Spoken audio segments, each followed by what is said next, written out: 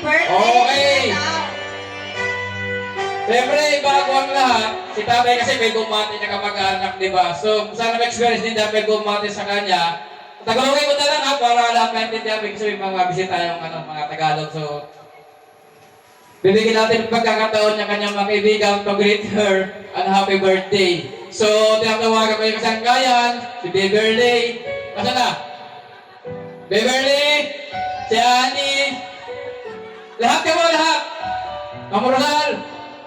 Sabay-sabay na po. Batiin niyo si Dayday ng happy birthday para maranasan niya ang batiin. Kasi wala kami ng birthday niya. So, this is time para mapatiin niyo siya. Okay? Una Beverly. Happy birthday, my dear, my dear. Uy, masasap ko na. Dari balitaw. Abang lagi papasabot. Itamon sangkay. Katiga na namon ang gamot may makami malagyan.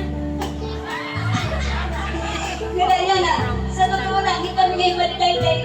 Pero mihin, lungkot sa kiyang tanan. Yan ang nanayin nga na kaya nasawaan kami.